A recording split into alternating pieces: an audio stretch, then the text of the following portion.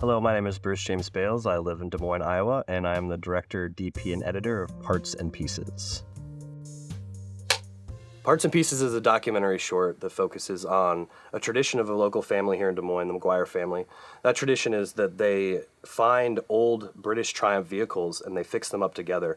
And actually, each member of the family has their own vehicle. So it's this tradition that it really caught my attention because not many people do things like that and have something that so meaningful that they do as a family that also is just like cool and like rad. And like the patriarch of the family, Chuck, he basically told us a story about how he came to possess all these Triumphs, and then he would fix them up, and it just really caught my attention because I just feel like people don't really do that anymore. It's like something that I would want to do, something that I would love to do, like sit in a garage with my parents and fix up a vehicle. And it's not even just like the men, it's everyone in the family, regardless of their gender, that really know these vehicles inside and out. And once you see these vehicles, you really understand the appeal.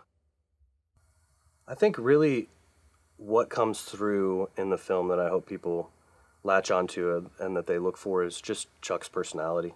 I think his personality comes through the film. He's a great storyteller. I love the way he talks. I love his inflection.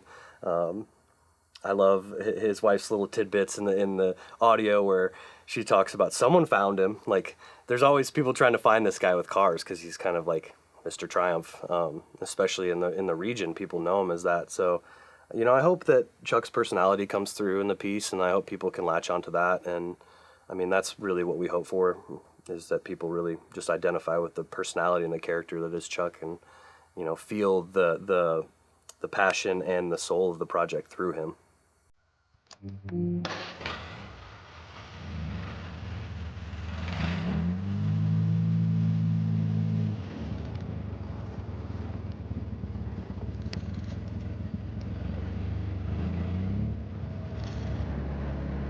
In the 90s, when I retired in 93, I thought, well, I've got this one car and I got 4 kids.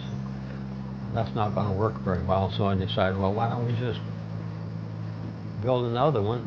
So there was an ad in the paper, a guy in West Des Moines had a garage like this, and he had 2 of these cars in there in pieces.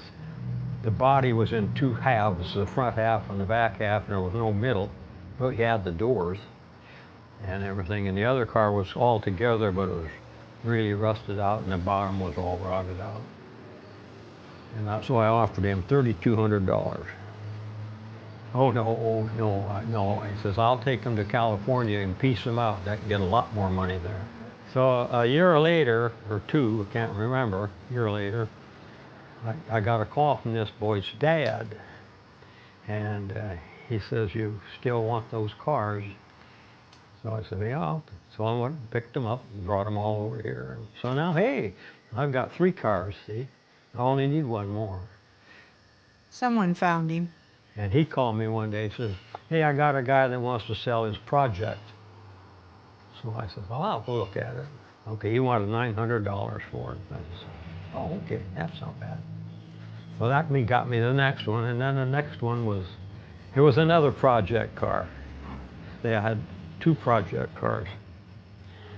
And then the last one was, a guy got a hold of me. He says, I have a car that I'm trying to sell. So I went and looked at it, and it was, it had been in a barn out in Stewart, Iowa, just south of Stewart.